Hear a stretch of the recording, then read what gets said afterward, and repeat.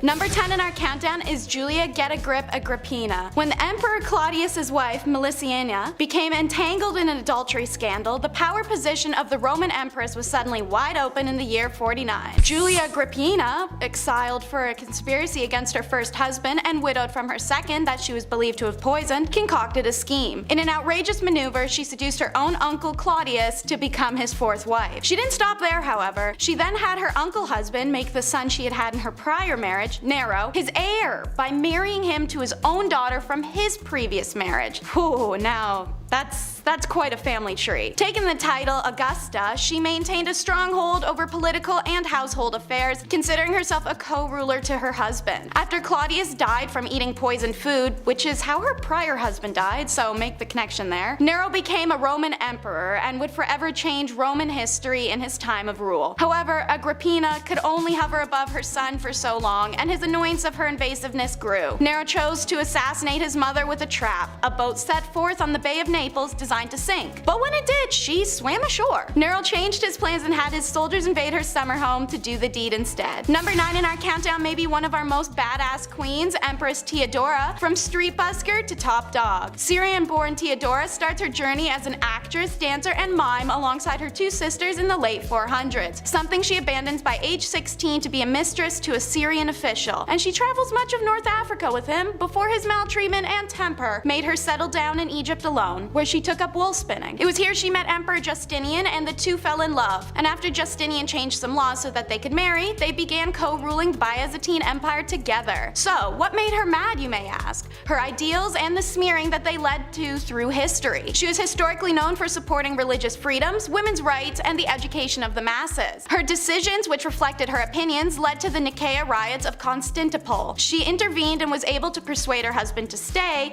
The two successfully quelled the revolt, and in turn, she made Constantinople one of the most sophisticated cities in the world and promoted women's equity. Theodora's name appears in almost all the legislation passed during the period, and she received foreign envoys and correspondence with foreign rulers. Her husband died in 1527 AD, and Theodora took sole control of the Roman Empire. Under her reign, bridges, aqueducts, and churches were built. Theodora died of cancer on June 28, 548 AD. She and Justinian are both considered saints by the Eastern Orthodox Church. The She-Wolf of France is in number 8 of our countdown. Her actual name is Queen Isabella of England, and she was famously married to the closeted Edward II. Acting as a beard to someone who doesn't love you would be hard enough, but the two did also have to produce heirs together. One would be the future King Edward III. Queen Isabella was in a desolate and lonely situation, especially as her husband's two male suitors, Piers Gaveston, who he gifted her jewels to, and Hugh Despenser, who was a wildly hated extortionist, were always his preferred company. So she rounded up some spiteful nobles, first killing Gaveston by beheading, and then driving Despenser from the country and redistributing his wealth. King Edward unsurprisingly was upset and sieged against those who had contributed to the death and exile of his lovers, all whilst his wife took cover in the Tower of London. It's here she met exiled British traitor Lord Roger Mortimer and started her own affair. She had him broken out and sent to France, where she later joined him and with her son, and then sent Edward a letter that essentially said,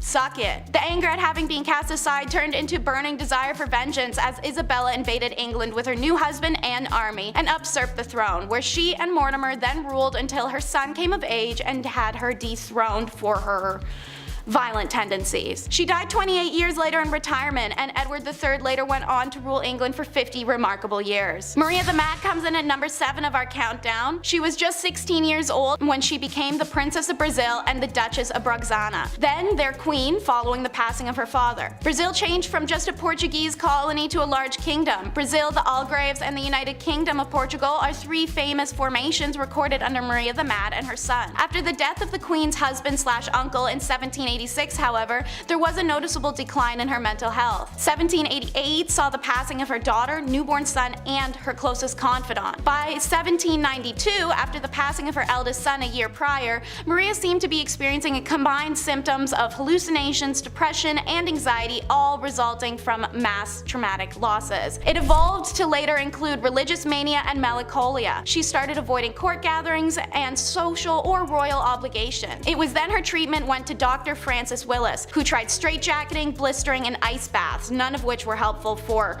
obvious reasons. After treatment for more than 5 years, he declared the disease was incurable. By 1792, Maria was no longer a capable ruler and deemed insane. Courts pushed her son John to take over the government ruling, but he delayed until he finally took the throne in 1799 for a truly tragic reason. There was just no longer any possibility that his mother would ever recover her senses. If the nickname Maria the Mad wasn't already taken, then this next Maria named monarch would have snatched it up. In at number 6 is Maria Eleonora of Brandenburg. Maria Eleonora was born in 1599 to Prince of Brandenburg and Anna, Duchess of Prussia. She grew up pampered, and Maria Eleonora was the it girl of the 17th century. All powerful monarchs fell over themselves to marry her. While she was dismissive of the 22-year-old Swedish king Gustav Adolphus initially, in 1620 she changed her tune as she had apparently fallen in love with him practically overnight. And so they were married. With the king so frequently risking his life in battle, it became imperative that his wife produce a male heir, so Maria had to hanker down and focus on the baby-making business. Maria experienced 3 stillborn children consecutively before the successful birth of her daughter in 1626. It was a rare break in battle, so her husband was there to excitedly greet his daughter. Maria, however, had a very different response. Her baby was born with the condition fleece lanugo,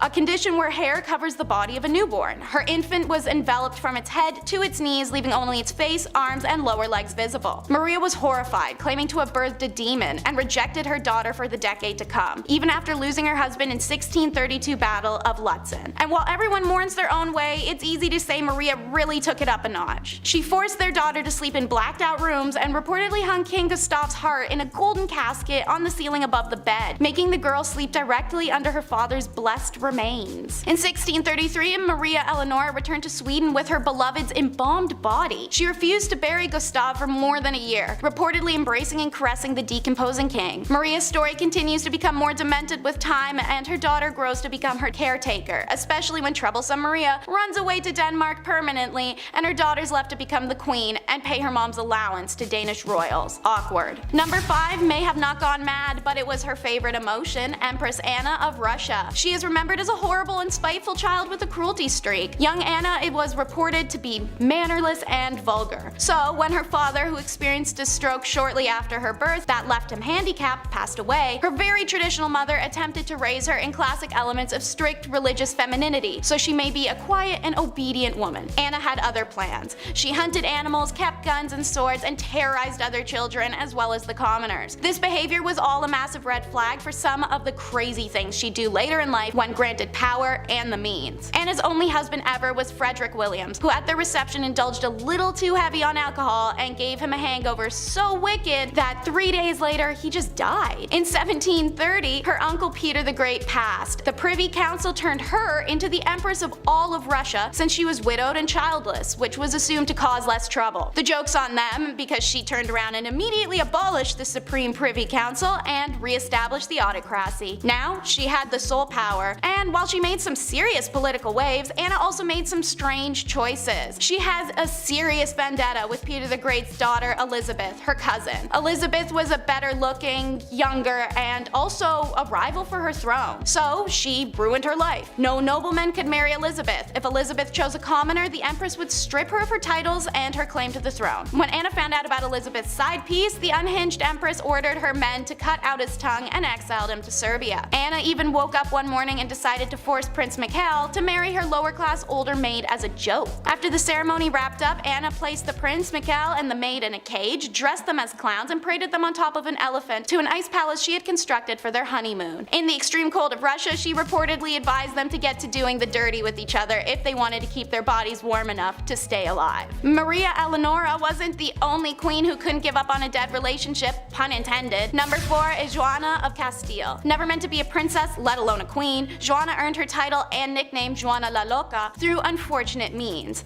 She had 2 older siblings, Isabella, who passed in 1498, and Joan in 1497. Joanna's mother, the formidable Catholic monarch Isabella I of Castile, passed away in 1504. This left the throne of Castile and Leon to Joanna when her father passed in 1517. Joanna had started exhibiting signs of mental instability in 1504 when her mother had been sick. She was struggling to eat or sleep and having outbursts of anger. One such example was when she wished to go see her husband in Flanders. The journey would take her through France, which Castile were at war with at the time. When she was prevented from leaving for Flanders, 24-year-old Joanna flew into a rage. Perhaps one of Joanna's most notable displays of mental instability occurred when her husband died in 1506. VI. Joanna refused to part with her deceased husband's remains for a disturbingly long time, reportedly opening the casket to kiss or embrace him. I'm seeing a pattern here with some of these women. While pregnant, Joanna traveled with her husband's body from Burgos to Granada, a distance of 668 kilometers, which would take around 6.5 hours to drive in a car today. And talk about a romantic imbalance. While she did all of this posthumously, when her husband Philip was alive, he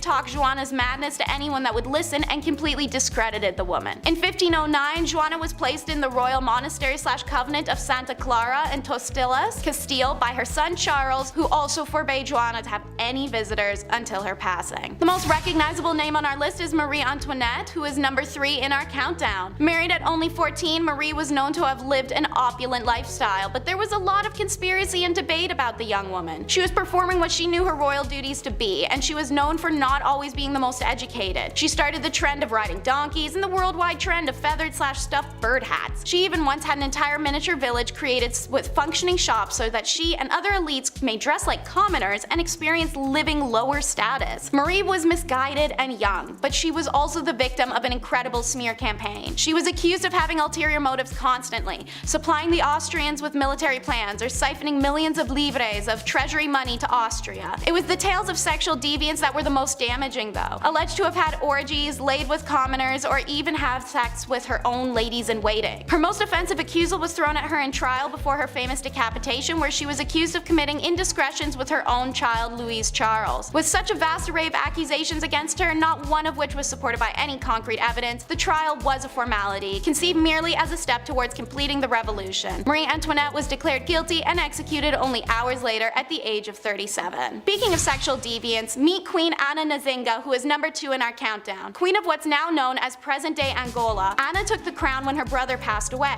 Being Queen of Angola was hard work. Anna managed to keep the Portuguese invaders out for over 40 years alone. So how would you, a tough and titanous queen, decompress? Why, by building a harem, of course. Anna collected the men she found to be the most attractive warriors in her region, keeping a harem of 50 to 60 men close at hand for whenever she, well, wanted to romp in the sack. Spending a great deal of her time strategizing around battlefield in men's apparel, some historians wonder if that's why she required the men in her harem to dress as women. Now, Anna didn't have time to deal with picking who she was gonna sleep with every night, so she devised a unique system. Anna would just have the 2 men who desired her the most that evening fight to the death every night and then bed the winner. The next day, the winner still loses, as she would have them executed. Anna disbanded her harem at 75 when she took on her teenage husband, cementing her status as not only a serious badass who liberated her people and established dominance in an era of men, but also as a cougar. The next queen fought her way to the top of the countdown. Number 1 is Queen Ranavalona I. During her reign of Madagascar, Queen Ranavalona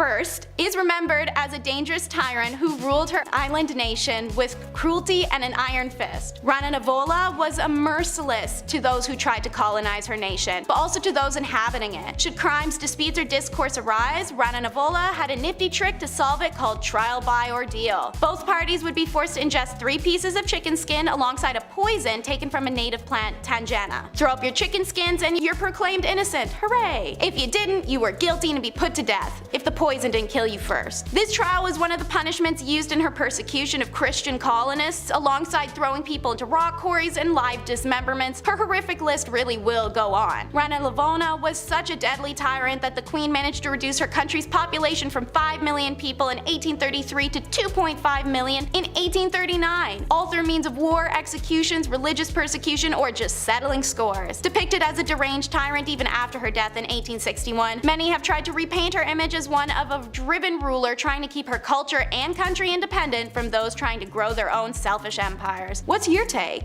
Number 10, King Charles I. You can put any king down on this list, really.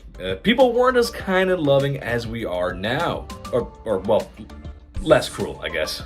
King Charles was no different from any other, a monarch sniffing his own farts up in his castle, doing his very best to snuff out religious groups that he didn't agree with.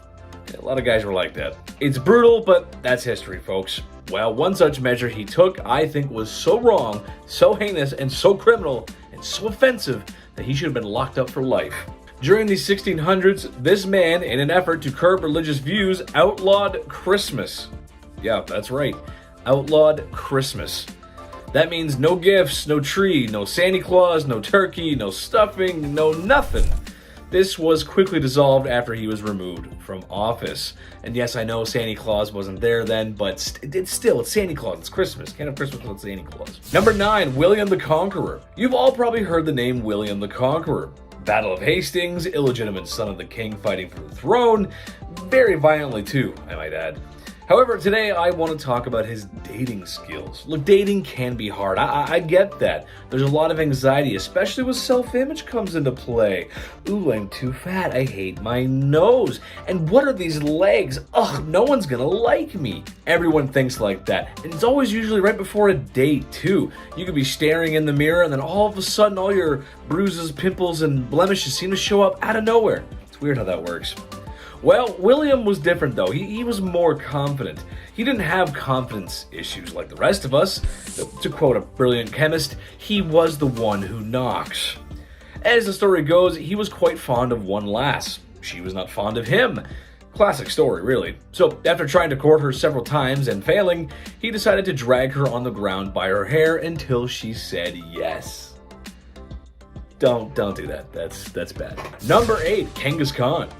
I don't think some folks realize just how brutal this guy really was. I mean, if you've ever played the Ghost of Tsushima game on PlayStation, then you know exactly what the Mongol horde is capable of. Naughty things. The man carved out most of Asia and parts of Europe. In one battle, allegedly, taking the lives of 1 million people. And all that remained was a mountain of bones and human fat. Ugh, gross. He's been known on how not to treat a lady and reportedly liked to use his young and newest soldiers as arrow fodder by creating human shields with them. A lot of conscripts in his army were often taken from villages that he conquered. It's kind of how he kept the machine going. So either fight with me or that's picture wrap for you. What a nice guy. What a swell nice guy. Jeez. Number 7, Galeazzo Maria Sforza. This guy was just bad. Like all bad. Not like Deadpool where he does some bad stuff for good reasons, anti-hero kind of guy. This guy is just straight bad, straight evil. In one story of the disturbed king, he had a rival's hands chopped off. No more tennis matches. He left prisoners in hanging cages and even had a priest that made a prediction about him that he didn't find all too flattering in prison with little food and water. It got to the point where the man had to eat his own refuse. So if you cross Galeazzo Maria Sforza, don't do it. Number 6, Ivan the Terrible. I'm not that familiar with Russian history before the year 1900, but there is a lot to unpack. It's not all Lenin and hammers and sickles and such. Ivan the Terrible was the first Tsar of Russia, and he was quite the specimen. From having struck his daughter-in-law and unlifing his son in a fit of rage, he was one nasty dude. However, I believe the story of him in St. Basil's Cathedral is more noteworthy. As the story goes, Ivan commissioned an architect to build St. Basil's Cathedral. If you've ever seen it, you know how gorgeous it is. All the onion palace buildings and whatnot, you know what I'm talking about. Ivan was so impressed with the architect's work that he had his eyes gouged out so that no one could ever build another structure or gaze upon another structure as magnificent as the cathedral. That's hardcore, dude. That's pretty hardcore. So if you do a bad job, he probably would have got rid of you, and if you do a good job, he'll still get rid of you. Number 5, Ferdinand I of Naples. This one is so strange, I can't even. I have to mention. I cannot not say it. In a nutshell, Ferdinand looked normal, just your average European king. I mean, what could be wrong about this guy, right? He looks pretty normal. Well, the guy was basically Buffalo Bill. Ferdinand liked to keep his enemies close, taken after a little bit of Michael Corleone. However, so close that oftentimes dinner guests would mysteriously disappear and end up not breathing. Afterwards, they would be mummified and pickled and dressed as if they were still alive. He would then invite more guests over for dinner to show them what could happen if they crossed him. He would open the doors and show them a sick dinner-esque area play thing of people dressed up, and that's what bad people do. That's what Buffalo Bill would do. That's gross. We don't like that. Number 4, Henry VIII. Are you even surprised he's on this list? I mean, come on, it's Henry VIII. But I support all healthy marriages, and I support healthy divorces. Sometimes things just don't work out, but that doesn't mean you have to go all Johnny Depp on the situation. There's better ways to work things out. Well, in Henry's case, it may not be televised on national TV, or global TV in this case. It was more like Edward Scissorhands, if you will. Henry VIII is famous for dealing with his wives. When the church would not grant him the divorce he so wished for, he removed his wife's head from her body. And then he remarried and divorced another, and then another one lost her head and then divorced another, and then finally he passed away and the wife lived on. It makes sense, sure, that's... All I'm saying is the man went a little too far, that's all I'm saying, just a little bit. Number 3, John, King of England. This is the dude who wrote the Magna Carta, which for legal students everywhere is like planet Krypton. It's where it all starts. The whole Superman, the law, everything. It's the basis of everything. Besides Hammurabi's Code, of course. Well, it's not like he signed it very enthusiastically, and the man really wasn't the nicest. He's also known for taking 22 of his most noble knights and throwing them away in a dungeon until they starved and didn't wake up for, well, no breakfast. He betrayed his brother, Richard the Lionheart, the very famous Richard the Lionheart, who also wasn't very nice either, and is suspected of being the mastermind behind the de-lifing of his nephew. Ooh, talk about family scandal. Number 2, Napoleon Bonaparte. I know, hear me out though. The story of France and Napoleon is one for the history books. I mean, really, it's so strange. Imagine a country that violently overthrows its king and queen, and then while in the middle of that, which could be described as the worst political strife in history, you then go to war, which, if you know how it's not a good idea. You're probably going to lose. Except Napoleon didn't lose. Napoleon took France to war like 5 times within a short time period and won most of them. It's pretty good. Well, good for winning, not good for the people that didn't make it. That's when he declared himself Emperor of France and kind of lost his way, which it's stupid because it defeated the whole purpose and point of the revolution and the democracy that the people were so fighting for. Eventually, the international community caught up with him and banned him to an island twice. Because he came back and said, I'm back, and then, no, back to the island. Go back. You're going back. Number 1, Elvis Presley. Look, I know, it's Elvis, but he's the king of rock and roll, man. You can't go wrong with Elvis. Plus, it kind of works too, because I think people have a really good image of him, but he actually wasn't. You'll see. He is the king of rock and roll, to be fair, and he's more famous than any king on this list, actually. But the king of rock and roll isn't so squeaky clean, and certainly not a stranger to crime and scandal. At some points in his career, you could find him excessive drinking and using illicit substances, if you will. He might have had to put on those jailhouse rocking denims, well, for real. Back in 1956, at the peak of his fame, really, Elvis got into a physical altercation with 2 gas station attendants after fans began to crowd him. It was a messy situation, and he was actually up on charges of battery and disorderly conduct. Not a good look for the king, baby. The king's got to stay clean. Number 10, Boudicca. She was very tall, the glance of her eye most fierce, her voice harsh. A great mass of the reddest hair fell down to her hips. Her appearance was terrifying. Sounds awesome to me. One of the most famous queens in British history, Queen Boudicca was originally co-ruler of the Iceni tribe of East Anglia, alongside her husband, King Prasutagus. That is, she was until the Roman governor of Britain at the time attacked. Prasutagus was killed and his lands and household were plundered by the Romans. Boudicca and her daughters were rather savagely treated as well. So much so that after the fact she rose up, leading other tribes of Britons who banded together and decided to take the fight back to the Romans. The Britons captured the Roman settlement of modern-day Colchester, with the imperial agent fleeing to Gaul. They fought to London and to St. Albans, storming the cities and sending the defenders fleeing. The Britons desecrated the Roman cemeteries, mutilating statues and breaking tombstones. The Roman governor of Britain at the time, who had fled with his troops into the safety of the Roman military zone, challenged Boudicca with an army of 10,000 regulars and auxiliaries. Win the battle or perish, that is what I, a woman, will do. You men can live on in slavery if that's what you want. It's a pretty good quote. The battle was a brutal defeat though, with Boudicca taking poison to avoid becoming a prisoner. Criminal to the Romans, but I mean, a hero to pretty much everyone else. Number 9, Nefertiti. Kind of hard to call this a crime, but basically Nefertiti was the wife of the Egyptian pharaoh Amenhotep IV. Being close to equal in power to her husband, as well as very influential in her own right, she and her husband did something quite scandalous. They decided to turn their backs on almost the entire pantheon of Egyptian gods. Sort of. They made one god the prime god of Egyptian religion during their reign. That would be the god of the sun, Aten. They moved the capital of Egypt to a new location which they named after Aten, and they even both changed their names. He became Akhenaten, and she became, give me a sec here,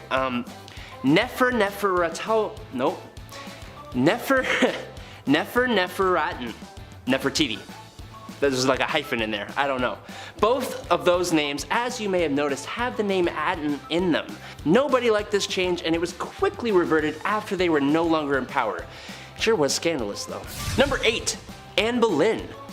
Honestly, for most of the wives of Henry VIII, it's a little hard to, well, 1, pick one, but also 2, really know if any of the things they were accused of actually happened or if they were just easy excuses. But nonetheless, here we are, and since we haven't talked about any before, why not start with the second one, who was pretty much the catalyst for Henry VIII and England breaking away from the Roman Catholic Church and forming a whole new church, resulting in the deaths of an eventual thousands of people. You see, divorce is strictly prohibited in the Roman Catholic Church, so when Henry met Anne, his wife Catherine, who had not produced him a son to carry his name, just kinda had to go, prompting the whole damn Reformation. Was it worth it? No, because the marriage lasted 3 years before she was charged with infidelity and incest, and lost her head. I kinda feel bad for anyone associated with King Henry VIII though. Number 7. Queen Dida. Queen Dida of Kashmir was quite an ambitious queen mother. Dida seized complete administrative control during her husband's reign, ultimately becoming queen regent for her son and grandsons. That ain't enough for Miss Dida here. Mere advisory for her? No sir, she despised being just an advisor, and well, she disposed of all 3 of her grandsons using medieval forms of witchcraft and torture. Yikes. How dare they make Jima their advisor? Queen Dida got what she wanted at least, as she then reigned as monarch for 23 years, being in some form of power for nearly the whole of Kashmir's 10th century. And while she may have been more than a little brutal, she was honestly one of the best and strongest rulers Kashmir has ever had. Number 6. Queen Nandi. Queen Nandi of the Zulu Empire has a story that literally sounds like it's straight out of a movie. Before the Zulu Empire ever came to become a thing at all, Nandi was impregnated by a Zulu chief in the 1700s, giving birth to a son they named Shaka. But being the 3rd wife of the chief, she and her son were often ridiculed and shamed by other chieftains. Despite all that, Nandi raised Shaka to be an extremely fierce warrior. Shaka grew up to become the Zulu chief in 1815, and Nandi became the queen mother alongside him, known in English as the Great She-Elephant. She, alongside her son, wreaked havoc on those who had mistreated her and Shaka. But since Shaka remained unmarried, it was Nandi who, funnily enough, remained the power behind the throne of the Zulu Empire throughout her lifetime. She is the reason the empire ever existed in the first place, and if any of what she did was a crime, I kinda get it. Number 5. Julia Agrippina, Nero maker. Yes, making Nero should be considered a crime. But honestly, Julia Agrippina of Rome did quite a bit more than just that, and I can see where Nero got it all from. You see, Agrippina wanted to be in power, and when her uncle, Emperor Claudius, separated from his wife due to a scandal, Agrippina saw an opportunity, no matter how messed up it seems to both us and the people of the time. Agrippina seduced her uncle, became his 4th wife, and by extension, became the empress. But it doesn't stop there. She manipulated her uncle husband into making her son Nero heir to the throne, and set up a marriage between Nero and her daughter-in-law Octavia. It's even rumored that she poisoned the food that ended her husband's life, allowing Nero to rise to power, which really bit her in the butt when Nero had her assassinated. What is this crazy family? Good God. Number 4. Queen Theodora.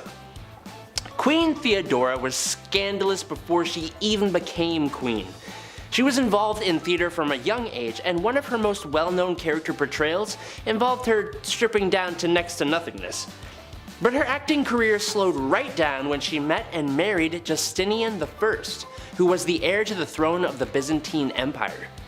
The two of them were as thick as thieves and ruled together, but that doesn't mean she didn't have a knack for dispatching of those who threatened her position. She was scandalous, but she did way more good than she did bad.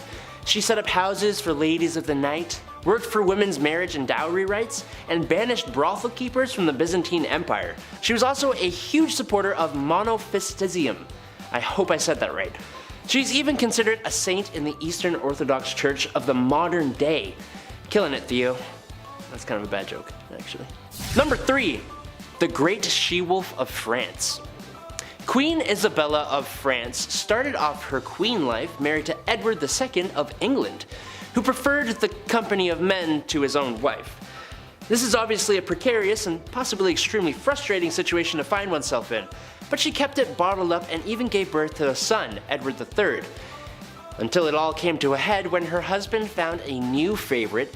She visited France and had an affair with Lord Roger Mortimer, an exile from England. But the better twist came when Isabella, alongside Mortimer and a mercenary army, invaded England, took the throne, and she became queen regent for her son Edward III until he came into power.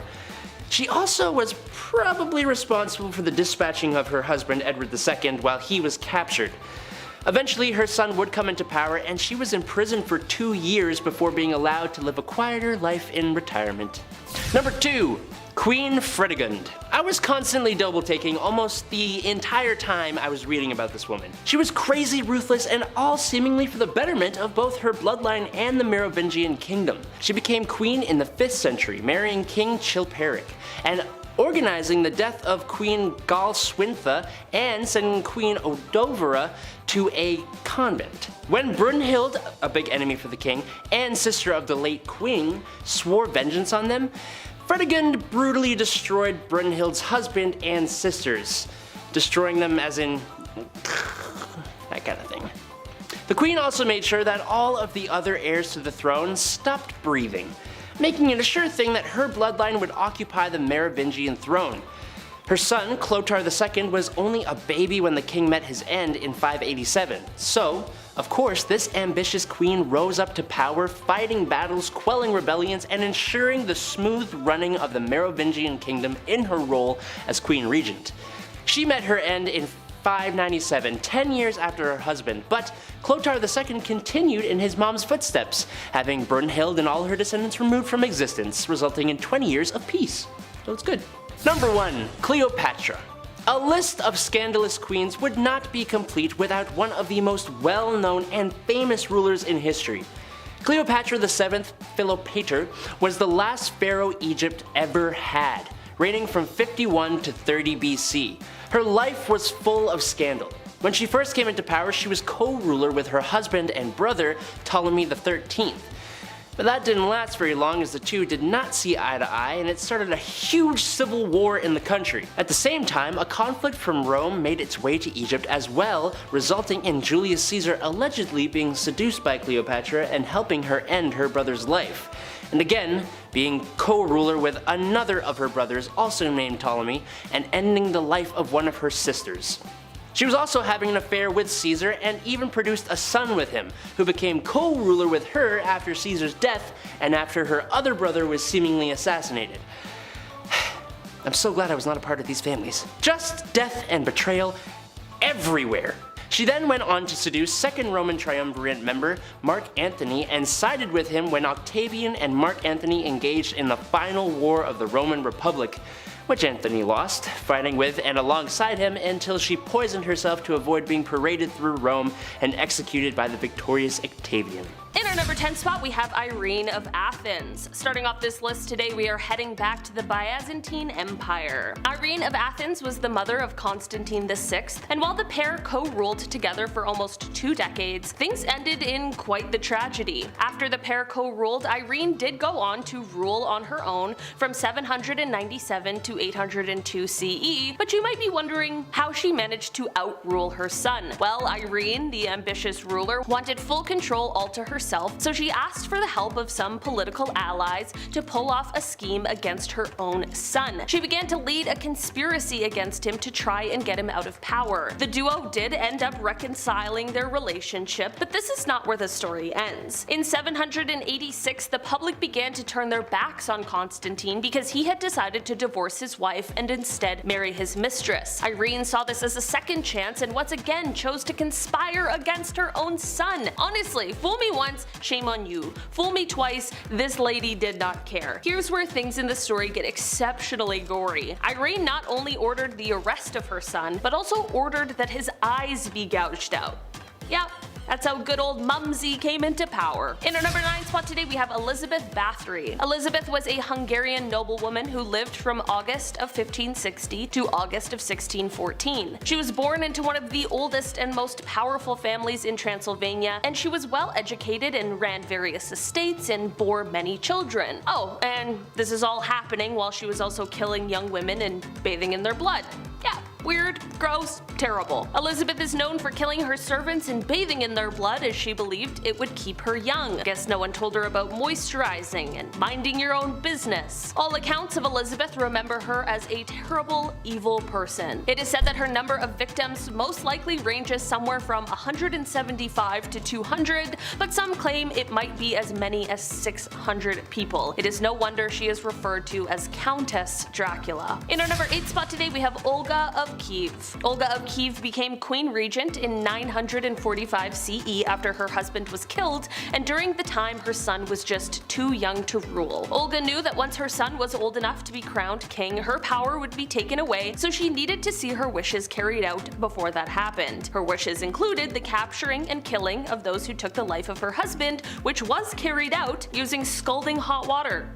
Yeah, don't even want to imagine what that would have been like. Don't kill the king, I guess. Historically, it doesn't seem to work out well. Apparently, in doing this, however, Olga developed a bit of a bloodthirst, and she would not rest until everyone associated with the people who killed her husband were all eliminated. She is the ultimate ride or die. It seemed like if you even looked in the wrong direction or breathed in the vicinity of someone who had something to do with the king's slaying, you could kiss your own life goodbye. Olga took hundreds of people out of the tribe that the killers were from, she devised a plan to bury the tribe leaders alive, and she even came up with a plan to set fire to their entire village. It is said that Olga may have locked the tribe's leaders in a bathhouse and burned it down, but we don't know for sure. All we do know is that she was not okay. In our number 7 spot today, we have Wu Zetian. Throughout the long and storied history of China, there has only ever been one woman who held supreme power, and that is Empress Wu Zetian. Of course, considering this historic feat, she wanted to ensure that she kept her power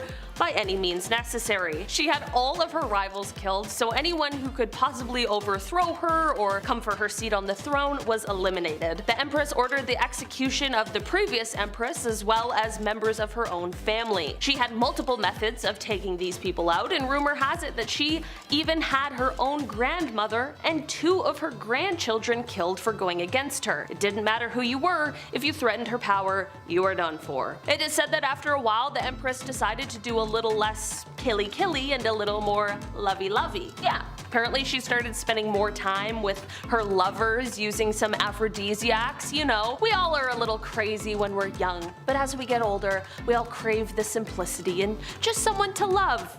Right? Of course though. People don't forget, and they were sure to exact their revenge. The people fought back and ended up having all of her lovers killed, and the Empress herself was exiled. You know what they say about karma? She does not miss. In our number 6 spot today, we have Mary I. Queen Mary I didn't get the nickname Bloody Mary from nowhere. Oh no, this name was certainly earned. Mary was a Catholic queen in a Protestant country, which, as you can imagine, was quite problematic when she ascended the throne of England in 1553. Although her reign only lasted 5 years, she made a mark on history in a multitude of ways. She was the first true Queen of England, and she was quite a vicious ruler. During her time as queen, Mary announced a war against Protestantism, which left many who belonged to the religion being charged with heresy. Doesn't sound all that bad until you learn that at the time the usual sentence for heresy was to be burned at the stake. Nice. Mary was responsible for the burning of over 300 Protestants during her time as queen, which unsurprisingly left her quite unpopular popular. In our number 5 spot today we have Caterina de' Medici. Caterina was an Italian noblewoman born into a famous family. She was Queen of France from 1547 to 1559 with marriage to King Henry II, and she was the mother of 4 future French kings. It wasn't exactly surprising news that her husband, Henry II, had a lifelong affair with a mistress, but on his deathbed, when he was begging to see his mistress, Caterina refused and left him to die a lonely and painful death. Do I entirely blame her?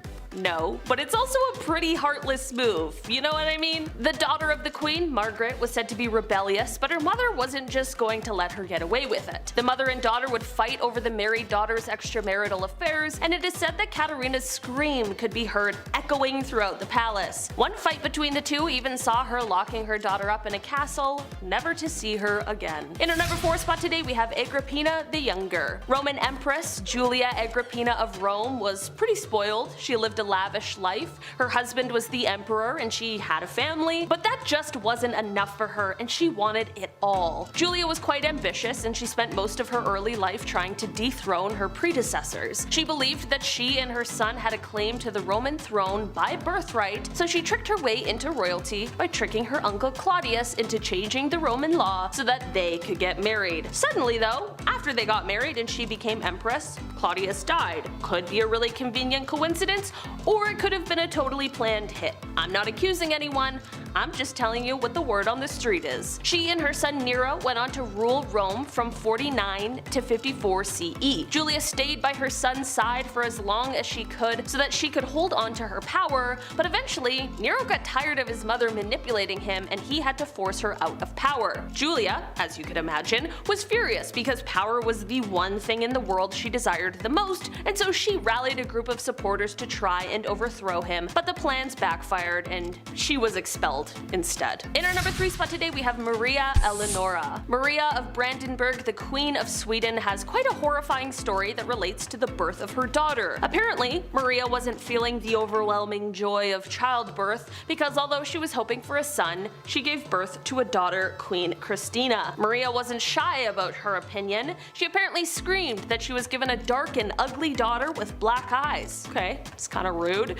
She referred to her new child as a monster and apparently just absolutely did not want anything to do with Christina and would have rathered that she just didn't exist. Apparently, she even placed Christina to sleep next to the corpse of her father who had passed away. It's like a different kind of messed up. Things clearly weren't right with Maria. In our number 2 spot today we have Queen Isabella. Isabella co-ruled Spain from 1451 to 1504 with King Ferdinand II, and during her reign she had some pretty horrific views and feelings. She wanted to get rid of all Spanish Muslims and Jewish people from her kingdom. Sounds a bit like another evil ruler from history. In 1492, she ordered that all Jewish people either convert to Catholicism or get thrown out of the kingdom. She made them all come to Spanish court to either pledge their faith to Catholicism or get exiled from Spain. How horrible is that? The queen has also been attributed with establishing the Spanish Inquisition, which definitely is not a historical highlight. Both Isabella and Ferdinand are often said to have done great things for Spain, which in some cases is true, but at what cost and for what reason? In our number 1 spot today we have Ranavalona I. The last queen of Madagascar, she ruled the kingdom for 33 years from 1828 until 1861. There is no doubt that she was committed to her kingdom and that she would do anything for it, but in this plight,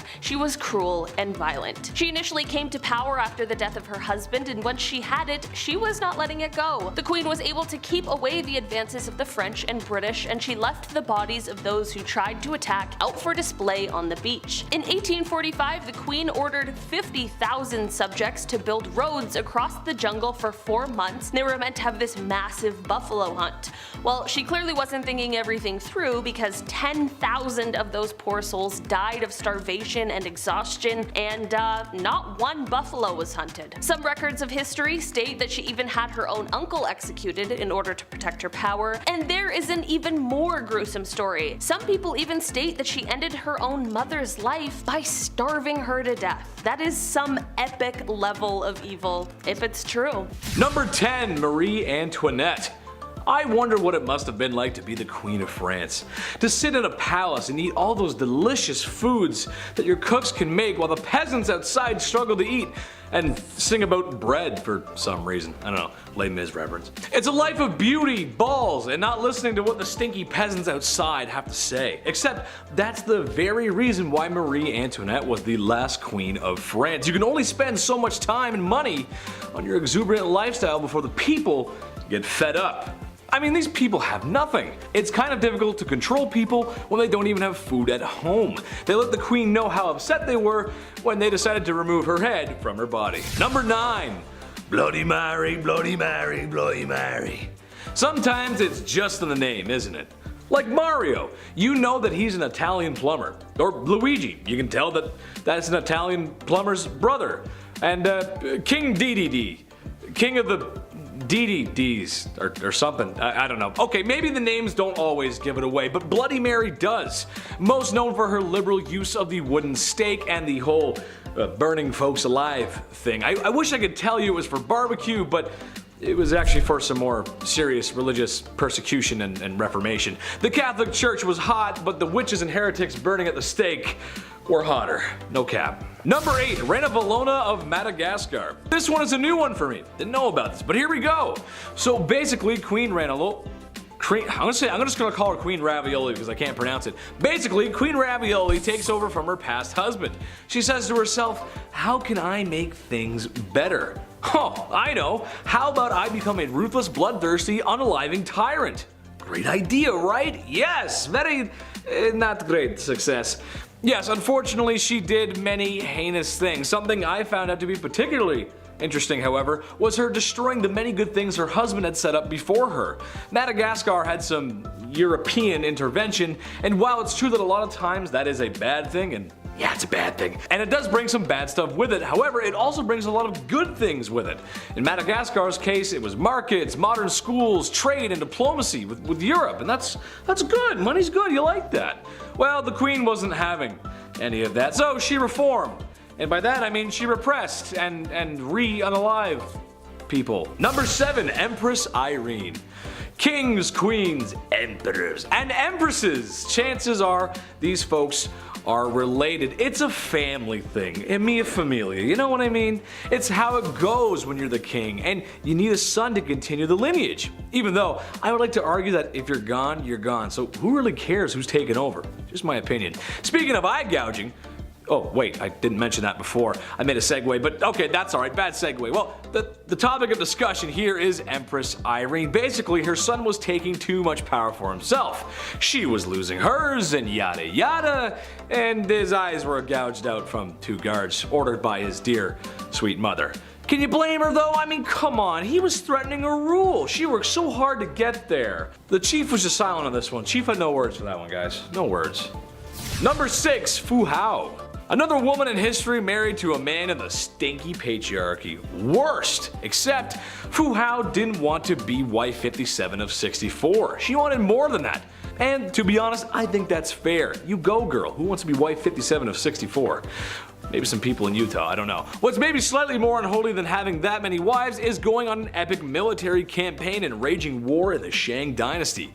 A warrior queen, if you will. We know some of this history based on her tomb, as she was buried with ceremonial weapons, knives, blades, swords, some dogs, some human sacrifices, gold, money, jade, and lots of other valuable goodies. Just makes you want to loot all the stuff in there, doesn't it? I mean, jade's pretty cool. This was a common practice amongst male warriors back then, but you know what? Good for her and all that unaliving. Way to go, sister. I like it. Very nice. Okay. Number 5, Tamiris. Honestly, every time I face her in Civilization 6, it just ends badly. I'll spend a few turns building my economy or maybe organizing some troops, and I look back over at her cities and she's already amassed a massive army and is ahead in science. Yeah, I'm not the best Civ 6 player, but sheesh lady, come on, give me a break. This probably has something to do with her real life counterpart. Tamiris was a woman who lost her son to Cyrus the Great. So she said to herself, I don't know what's so great about this Cyrus guy. There's a Trailer Park Boys reference in there somewhere. Just imagine Ricky telling Cyrus off. I don't know, you gotta find it. Basically, after losing her son, she gathered the troops and commenced battle. The almighty Cyrus met his end, which, given how the way women were treated back then, probably didn't go over too well with PR. Yeah, she got her revenge though. Number 4, the Trung Sisters. The Trung Sisters are double trouble. You're getting two queens at once here. China was being down bad and trying to conquer some things that maybe they shouldn't have. Naughty, no. The Trung Sisters came to answer the call. These girls are actually revered as heroes still today in Vietnam. But what they were able to do for so long was very impressive. China had a very impressive army, no surprise there, and Vietnam was a much smaller country, or kingdom I guess you'd say, and their army was not as impressive. But the sisters managed to hold them off for 3 years. 3 years with their forces. That is crazy good. That is very impressive, and perhaps a lot of bloodshed too. Sadly, the sisters waded off into the waters before they could be captured, because after that long fighting, I wouldn't want to be captured either. Number 3, Grace O'Malley. Avasi landlubbers, ye be looking for Grace O'Malley. Well then ye come to the right place, sir. Thank you, thank you. That is my private impression. I will be here all week. Bad impressions aside, Grace O'Malley wasn't a traditional queen, to be fair, but what she didn't have in regular queen qualities, she did make up for that in being a badass pirate. Nice. This is another one where I'm gonna ask Hollywood for a movie, please. Irish pirate queen? Come on guys, that's just a movie begging to be made. Grace O'Malley was a fierce pirate from the age of 11 and a wise woman who ruled the seas after her father's passing. I don't really have much to say after that, to be honest. I'll just wait for Hollywood to make their move. And maybe you can cast me in there. And I can put on some long red hair and some boots, and I could swim and just put the red hair on me right now. I just look so good. Number 2, Queen Victoria. Okay, hear me out on this one. This one has more to do with their lineage per se than her, but it's her somewhat to blame. Okay, so Tsar Nicholas II of Russia, King George V of Britain, and Wilhelm Kaiser II of Germany were all first cousins. Their grandma was Queen Victoria. What? I know, right? Isn't that weird? Yeah, it's weird. Imagine how crazy your bloodline has to be for that. And, the fact that during World War I, all 3 of these cousins were at war with each other. I mean, that's just insane. I mean, families fight, sure, but come on, man. Get the mustard gas off the table, bro. Come on. That's cheap. Just don't. Number 1, my mom. My mom. I love her so much. She's the best. But man, sometimes, she's so unfair. I had to do chores when I was a kid, and I had to put down the toilet seat, and worst of all, she made me put the lid of toothpaste back in the tube when I was done with it. Ugh! I mean, come on, right? Not like she ever did anything for me, like birth me, feed me, raise me, clothe me, and love me unconditionally. And now I gotta make my bed? Oh, this is the worst day ever! I'm sure no other cute boy with blue eyes like me ever had this problem. Ugh! Kicking off the list at number 10, a goodnight kiss. We'll start off funny, okay? History can be funny sometimes, even when it's not meant to be, and it's meant to be completely serious. I can't help but read this information and laugh. Royals were sweating constantly about people trying to take them out, of course. I mentioned Boy Jones on here a few times. That guy stalked the queen over and over for years. Historically, these royals have been on the lookout for enemies, and the way that they prevent these attacks, yeah, sometimes it can be a little funny. Like the kissing sheets, for example. Have you heard about this weird position in the castle? What an odd job this is. A great deal of monarchs hired taste testers to make sure nobody poisoned their ale, which is, a pretty lousy job there. Either having a good day or a bad day, no in between. But they also had a guy kiss the king's sheets every day, He just kissed the entire bed. The king size, may I remind you, massive bed. King Henry VIII, this guy hired somebody to literally just go in, get snuggled up, and just make sure the king's bed wasn't poisoned. There's nothing on it that's gonna make the skin go all ouchy. But he would just get in his bed and just go to sleep for a bit. You are required to make the king's bed every morning, of course, and before he gets back in, you gotta get in and kiss that bed, man. You gotta kiss that bed real good. Mwah, mwah, let's go. Mwah. All right, time to clock out for the day. Mwah, one more for good luck. Clothes as well, that was touched. Maybe not kissed, but it was for sure worn and touched. It's so weird. Guys wearing my clothes in my bed. No way, I'd rather get poisoned. Like, yo, take my jeans off. Who is that guy? Get back here. Like, imagine marrying that king and it's like, oh, hang on, before we get snugged in, this guy has to go and kiss your sheets. She's like, ew, what? Why does my sheets smell like breath? Everything smells like breath. Number 9, enemas. We gotta talk about perhaps one of the worst sights to see in the household. Back in the olden days, enemas were the talk of the town. Well, rather, the palace. Like most things in the 1400s, only the rich could afford the enema supplies, specifically King Louis XIV. Guy loved enemas. Just big old fan of enemas. It's believed that over the course of his life, Louis XIV received thousands of enemas. Thousands. It's a lot of decimals. Decimals for enemas. In just 1 year, Louis received 212 enemas. Like, guy, that's like 112 too much, I'd say. I don't know. He would always take it a step further, and dare I say, a step fancier, by using almond milk for the enemas. Imagine being married to a guy and he pulls out almond milk and you're like, oh no, not again. Come on, Louis, please, I just ate. Number 8, no bathing in this house. Bathing in the olden days wasn't fully understood, if that makes any sense. Like in a medical book, in an official 16th century medical book, the medical advice was, use not baths or stews, nor sweat too much, for all openeth the pores of a man's body, and maketh the venomous air to enter and for to infect the blood. First of all, huh? What? What does it even mean? Why is every shred of medical knowledge always written in riddles? God forbid you have bronchitis in the 16th century. A doctor would just be like, ah yes, just a drop of ale and a witch's flick and you'll be on your way. Like, what? Do you have any halls? Help me. Help me, dude. No, I'm just mad. I just like, bro, I have pneumonia. I need medicine.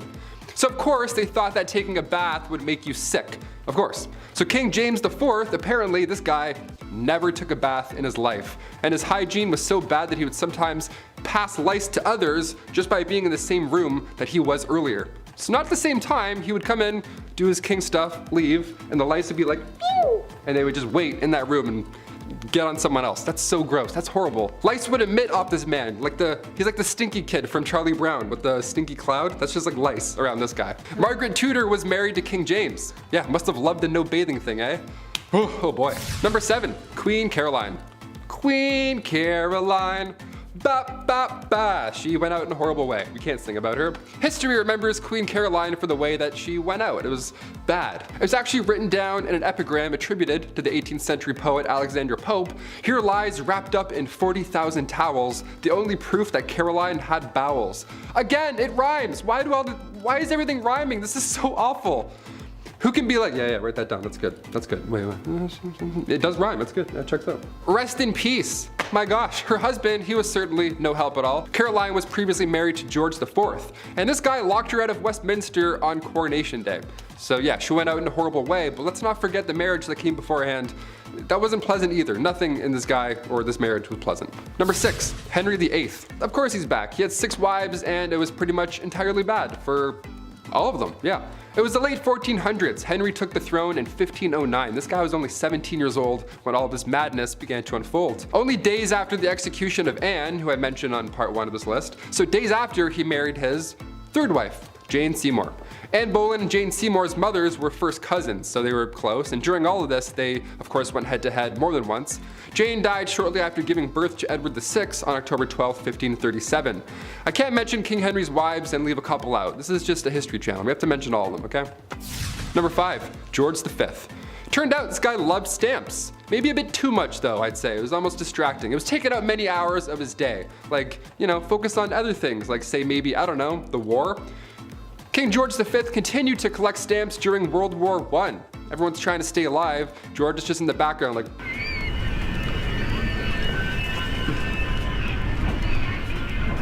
like all collections, they started at an early age. It's now at a point where it's just, you know, past impressive and borderline strange. Especially if you're a royal, like you're really going hard with this. This guy had albums on albums of stamps. He had around 330 albums, each was 60 pages, full of stamps. That's 20,000 pages full of stamps. That's a lot, way too many stamps. So naturally, he was nicknamed the King of Stamps, or rather the King of Philately. That's the official term for collecting stamps. We're historians here, we have to make it official.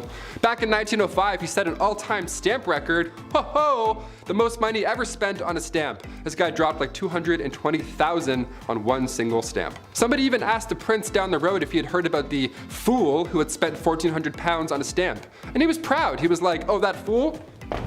It was I. Number 4.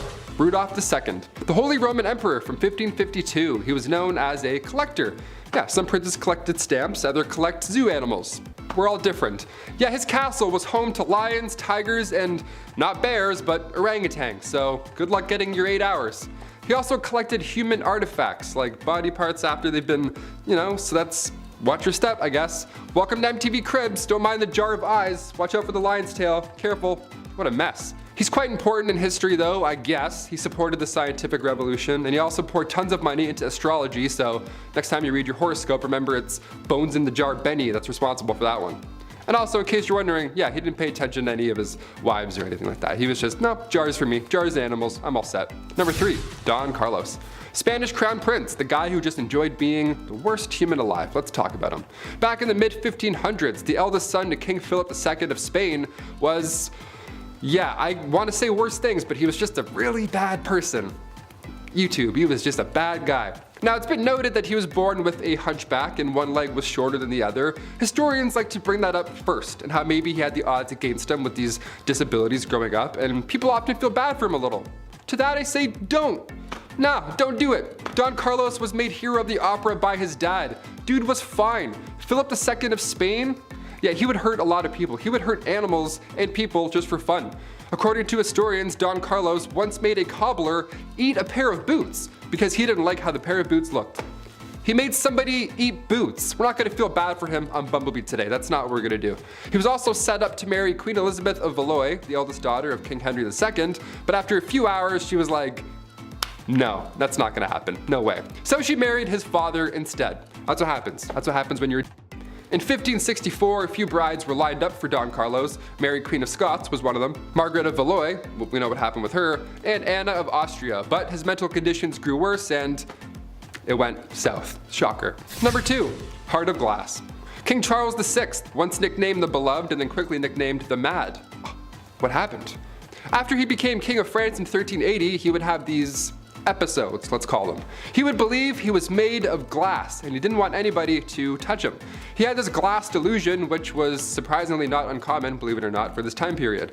Believing you were made out of glass in some way, shape, or form, be it in your head, butt, shoulders, or back, really spiked around the mid-1400s, and Charles VI, aka Charles the Mad, he wouldn't let anybody, not even his wife, near him at all.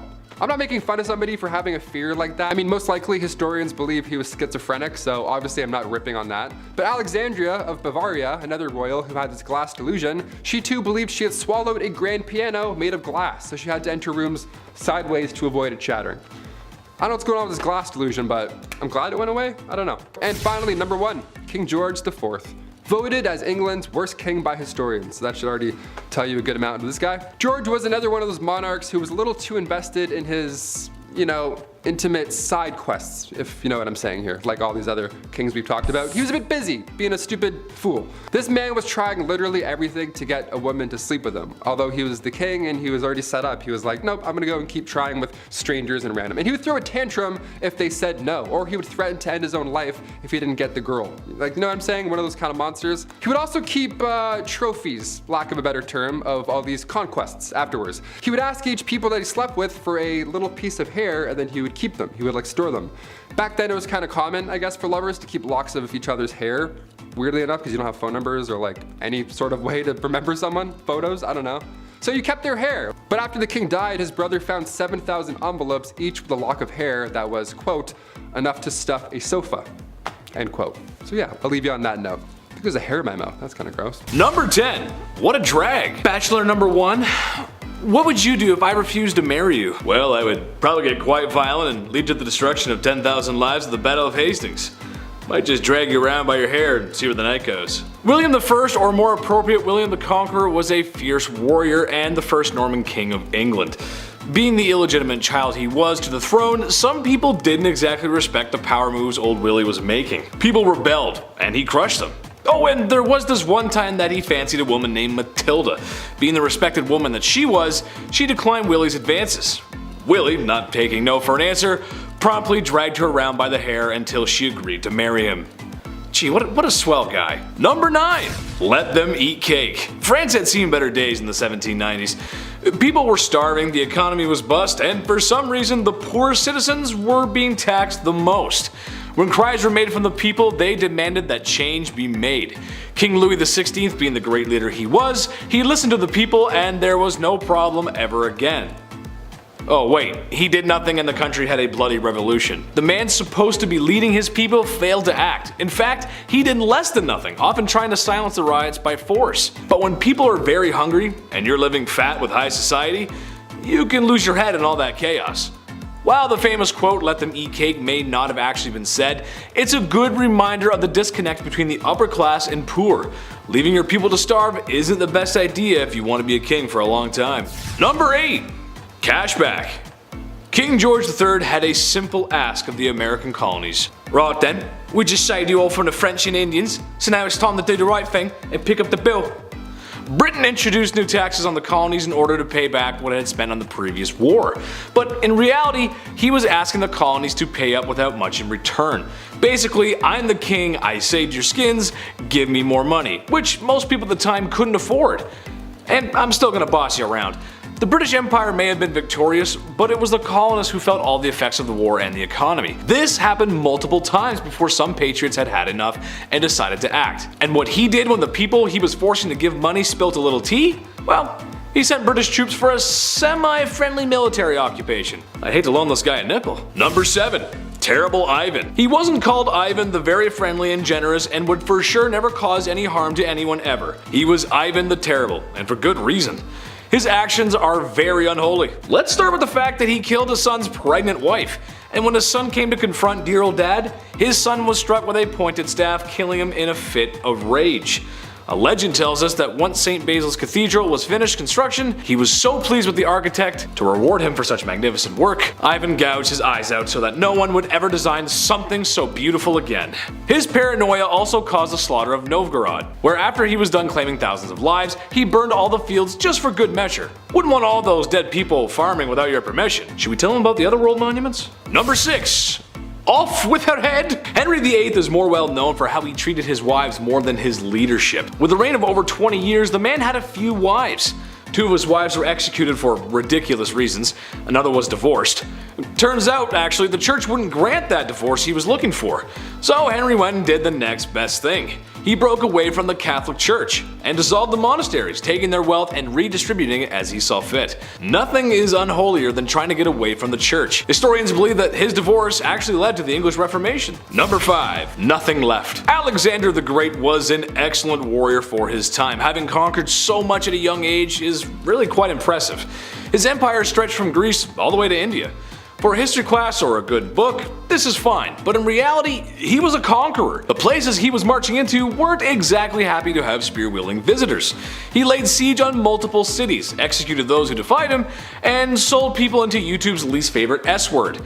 Just about checks off everything a guy needs to be considered a tyrant. History remembers his conquest, but I for sure will not forget how brutal conquerors can really be. Number 4. Chop chop. While Maximilien Robespierre was not a king in the monarch sense, he did hold a lot of political power in France when the political climate was quite messy. Plus, France was at war.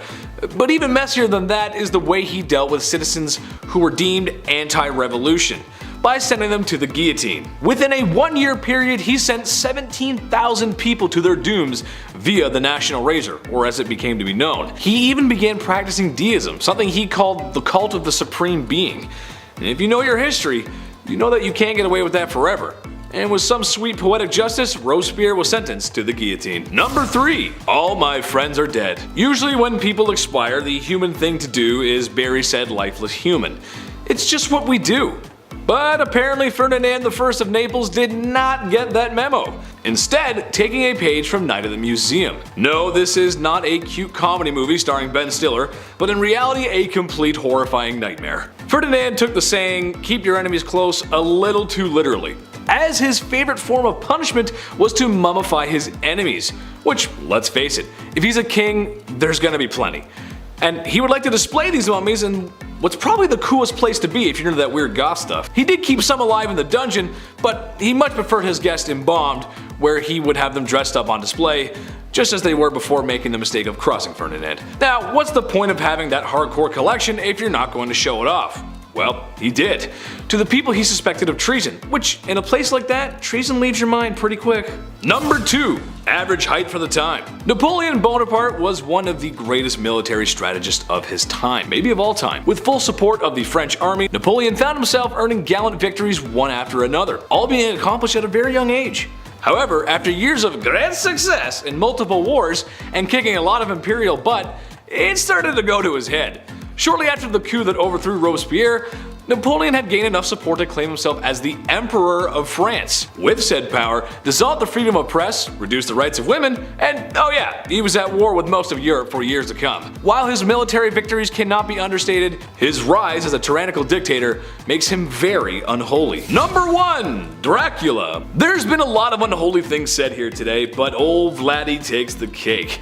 What he lacked in land and power, he made up for in his brutality. As the legends go, Vlad was creative in his punishments, and was well noted for his human art pieces. And by art, I mean impaling his enemy on pikes, sometimes through their rear ends, and leaving them as warnings for anyone who dared cross him. Similar to the time visiting envoys wouldn't remove their hats as it is to do in tradition, so Vlad had their hats nailed to their skulls, so that they may never remove. Number 10. Girl troubles. Maria Eleonora of Brandenburg was a kind and loving mother, so long as you were a boy.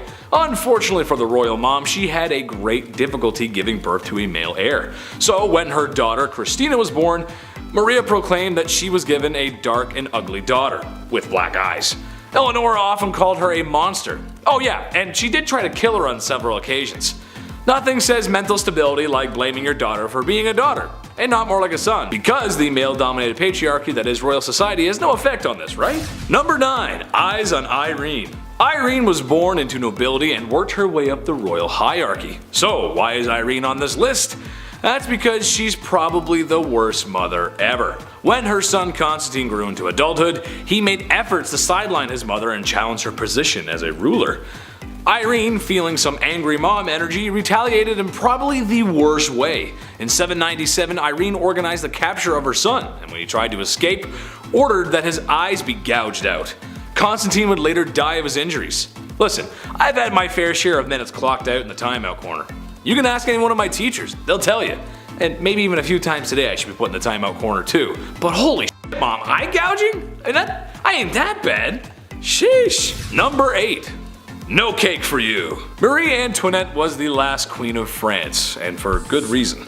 To make a long story short, she was part of the upper class nobility who benefited from the poor and overworked. When in a time of economic ruin, she still found a way to live a life of excess, while literally everyone else suffered. Spending all of France's money on completely ridiculous items, even by Lady Gaga standards, she jokingly became known as Madame Deficit. Eventually, she would be executed in the Revolution. The expression "let them eat cake" was most likely not said by her or by anyone, but regardless if it was, it's a statement to show the complete disconnect and ignorance the nobility had when understanding just how bad things were for the working class. They most likely didn't care either. People were starving and putting heads on pikes. Do you really think they had time for cake, your highness? Oh, to be as beautiful and ignorant as an 18th century queen. Number 7. Lover's touch. Some couples flourish, others fizzle out. Some keep their privacy, and others like to make out in the hallways, right in front of everyone. Yeah, you know the ones. It's always by a classroom you have to walk by, or it's by your locker. Joanna of Castile leans more towards awkward locker makeouts. It's speculated that she may have had some form of mental illness.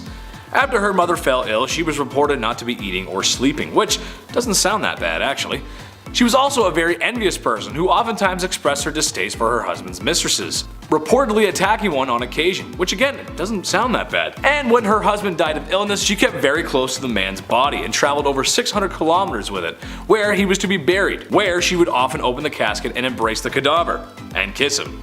Oh, okay, That's where the unholiness is, gotcha. I know medical knowledge wasn't great, but if your husband died of an illness, you couldn't seriously think that kissing him was a good idea. This is like the third royal I've come across that has a fixation on corpses. Sometimes you just gotta let the dead be dead, man. Number 6, who you gonna call? Queen Maria I of Portugal might have actually been insane. And no, not like come on down to my local car dealership, these prices are insane. More like the Joker on a magic white powder that shan't be named just in case. I don't want to make you too big angy. She was known for ranting and raving, screaming that she had been damned. Perhaps it was phantoms of the night demonizing the poor soul. In attempts to cure her madness, such advanced scientific treatments like bloodletting and enemas were tried in order to cure her. The enema kinda makes sense. Maybe she's a little blocked up, it happens, I don't know. There were other attempts to cure her of her madness, but nothing seemed to work. While her first years in power were good, no one was ready for what they got afterwards. Hi, yes, I'm calling from the royal court. We think the queen needs an exorcism. Yeah, we tried that. Yeah, we tried that too. Yes, and we did try the tried and true method of enema, yes. How soon can you get here? Oh, okay, perfect. Yep. Yes, I am available between the hours of 8 to 5. Number 5. A2 brute. Agrippina of Rome was like many mothers, in the sense that she would do anything for her kids. I'm sure every mom at home watching would scheme and slaughter their way through Roman nobility in order for her son to become emperor, right? I mean, come on, it's for the family after all. She only did it a few times, and seized the wealth of nobles, which further solidified her powerful position. And her son, her beautiful baby boy Nero. How did the young lad return the favor of all this bloodthirst and treachery? Like mother, like son. Chose to fatally remove her of her power. What a nice family story right there. My mom usually just makes turkey with the stuffing, but maybe I can ask for the Roman throne this Christmas.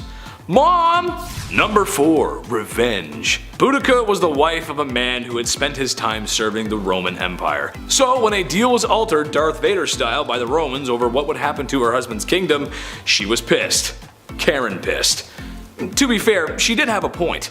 They did unsavory and unholy things to her and her daughters. Plus, the Romans totally lied about not annexing their kingdom. Okay, so now it was time for some revenge. She gathered all the people she could and went on the attack. The Romans surprisingly did not fare that well.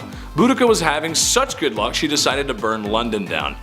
Of course, no civilians were harmed in the process. I'm just kidding, a lot of people probably didn't do too well as humans can't live in fire. Sure, she was owed some revenge, but burning down a whole city? That's a lot. The Romans did eventually catch up, and she was forced to drink poison in order to avoid capture. She is remembered as somewhat of a hero to some. Number 3. Girl power. Tamar of Georgia was a woman who didn't take kindly to men questioning the rule of a woman, as you would wind up dead. She is noted for having a hand in the golden age of Georgia. Funny enough, she was made a saint, even though she vanquished all the Orthodox clergymen at the time for also questioning her rule. Her husband aided in conquering more land, but when he couldn't keep it in his pants, she banished him and remarried. You go, girl. You commit acts of unholiness and stand up for yourself. Number 2. Serial killer? Daria Saltykova was not necessarily a queen, but she was Russian nobility. She had strong connections with the royal court and other Russian nobility. She was also very unholy. Now, maybe you can blame it on her being widowed. Maybe she's just crazy.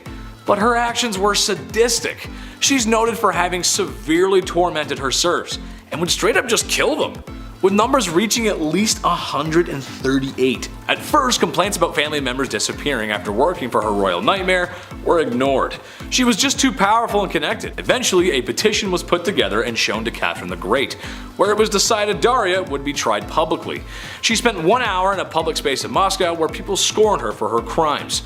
She was then sentenced to prison where the rest of her days were spent. She is also at times compared to Elizabeth Bathory, who committed similar non-nightmare inducing crimes. Just kidding, they were an absolute nightmare. Number 1. Her Royalness Queen Elizabeth II.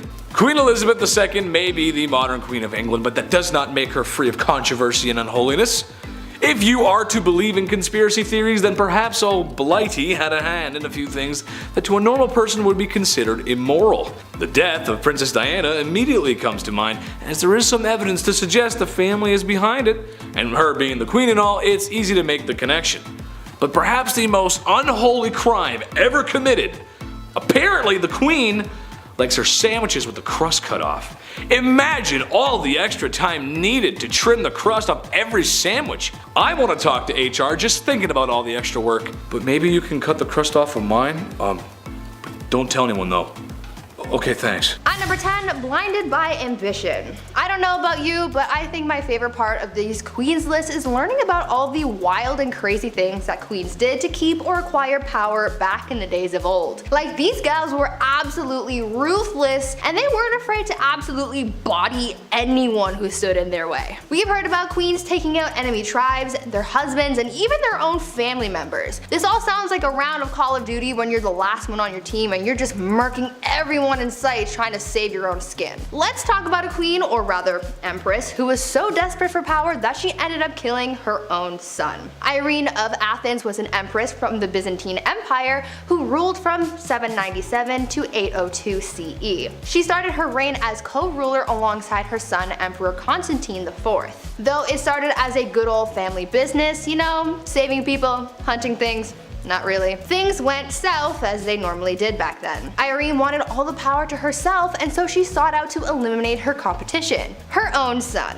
Irene lured her son into the very room that he was born in and gouged his eyes out. Like, ma'am, this is not ice cream. You can't just scoop eyeballs out and make a sundae out of them. Thank you. That's not how that works.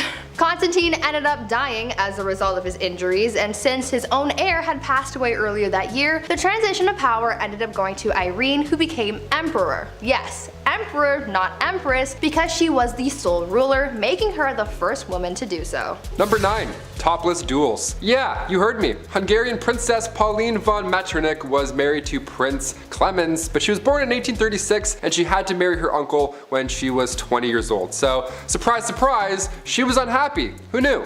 Weird, right? Since the marriage began, her husband was involved in numerous affairs. He liked going after actresses or singers, anyone glamorous or hot or cool. He barely paid any attention to her. That is until, you know, she started to have fun, live a life maybe. Yeah, once she got over this gross prince, she had a great time. She drank, she smoked, she partied, she defied convention, but most notably, her duel in the summer of 1892. She challenged another royal, a countess of the matter, to a duel in nothing but a corset. Now to this day, it's not yet determined who exactly won this duel, this corset poke off, but a princess dueling in the dark after some drinks, that should be a musical, not Frozen. Get out of here. At number 8, no side bays. A bad relationship can really mess you up. Anyone who's been through a bad breakup can tell you that. Not as many people carry that pain with them as much as Catherine de Medici did back in the day. Her didn't even begin to describe how she felt, and she really embodied the pain that she was feeling after having her heart broken. She basically turned into the type of person that was like, if I'm not happy, no one else is gonna be happy either.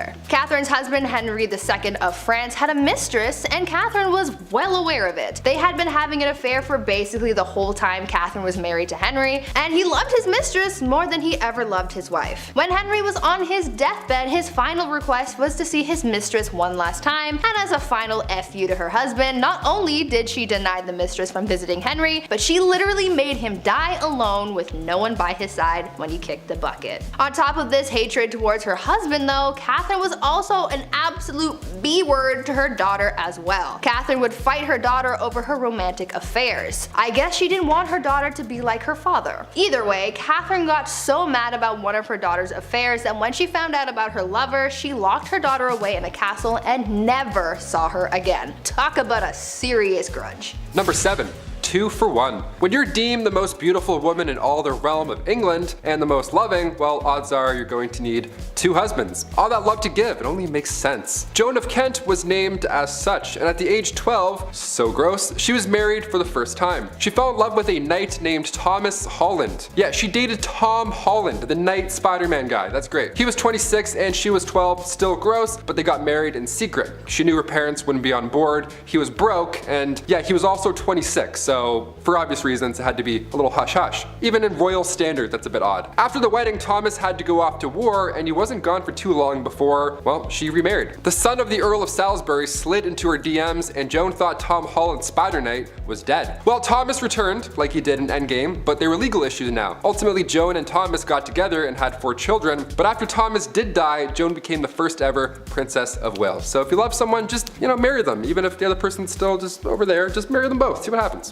At number 6, apple of his eye. I feel like this queen I'm about to tell you about needs to have her own movie made about her or something, because the things she did for power were almost unbelievable. I would say that I would want to be her when I grow up, but she's kind of responsible for the deaths of a lot of people, and that's not really something I'm striving for, you know? But she did have a lot of determination. I will give her that. Isabella was married to King Edward II of England, and though she was quite the catch, Isabella wasn't really all that jazzed about him. She was like, meh, I guess I'll be your wife, even though back then she really wouldn't have a choice in the matter anyway. Anyways, after 10 years of marriage and the birth of an heir, things seemed to be relatively okay between the king and queen. That is until the king started getting all buddy-buddy with his friend Hugh Despenser, who was a much hated noble. Very hated. Hated numero uno. Isabella didn't like the bromance that was forming, and she was like, no, the only person who gets the king's attention is me. So she rallied the support of the other nobles, banished the Despenser family, burned their castles to the ground, claimed their possessions, and killed anyone who supported the disgraced family. After all of that went down, she took refuge in the Tower of London, where she met a prisoner whom she smuggled to France. Then she got her husband to bring their son to France. And from there, with the support of the nobles and the common people, she was able to defeat her husband and the Despensers, and became Queen Regent until her son Edward III came of age to become king. After all of that, she finally got her way. I hope she slept well that night, because she did the most. Number 5. Rebel Princess. Princess Leia wasn't the only rebel, okay? Princess Margaret partied with rock stars during the 60s. The Queen's younger sister was known as the Rebel Princess. She was seen for years and years as this, well, bad.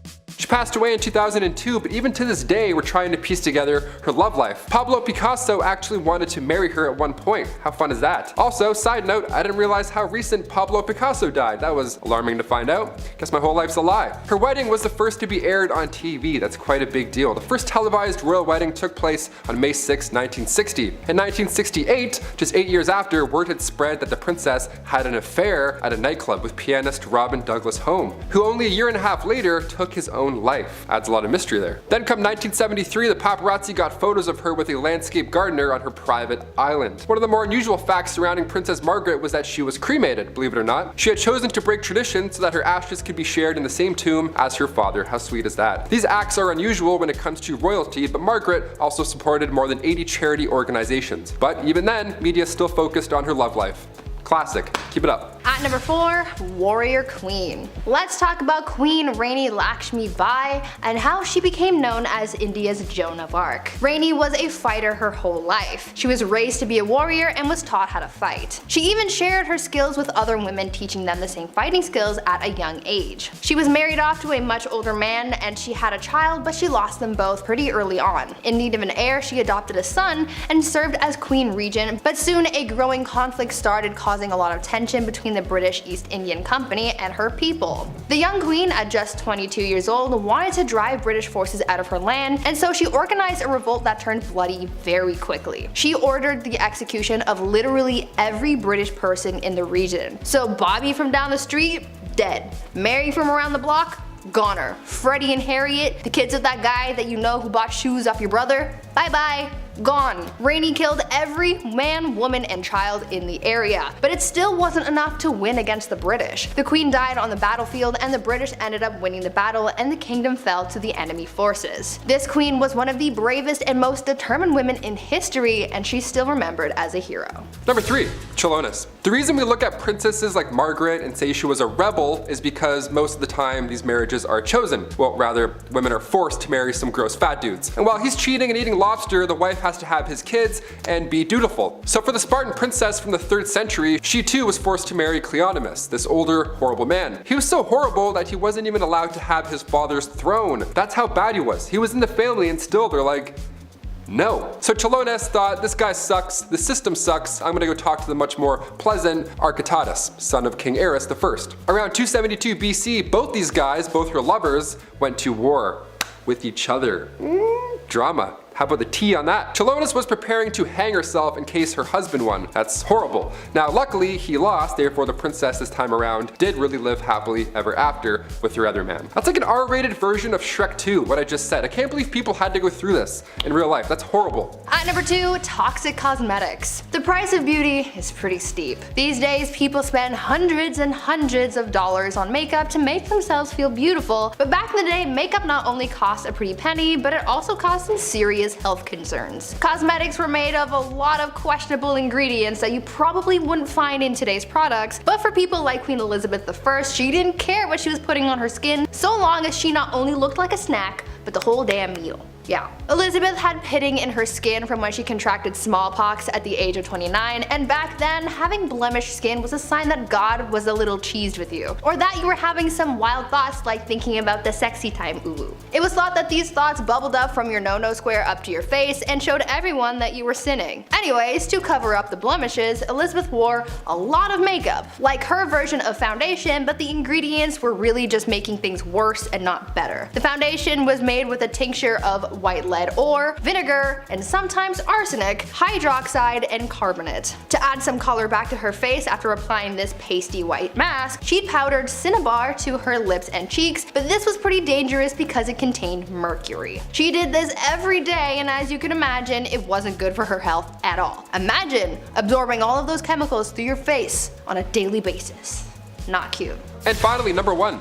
Are you not entertained? Back in the late 1800s, the name Clara Ward would stir up a conversation. She was famous, really famous, for all the wrong reasons, of course. All it took was her bumping into a European royal and Bob's your uncle. Since birth, Clara was born into money. She didn't even need a royal husband. She was born into a wealthy industrialist family. She would sometimes visit the family mills, you know, to make it look good and kind of be like, hey, how's everyone doing? Whatever, just casual visit. But on this one casual visit, she crossed paths with the Prince of Caraman-Chimay. He was there for trade, but when he left, he brought back a wife. Carry on. Also, meet my wife. Here she is. People were freaking out, obviously. A royal marrying a common American girl. Wow, how could you? She was the talk of the town. Unlike Meghan Markle, Clara loved to show off with her newfound wealth. Some loved her and her image, but others not so much. The marriage only lasted 6 years. Clara eloped with a Hungarian musician. Then after her divorce, she had to model to make a living rather than showing off for clout.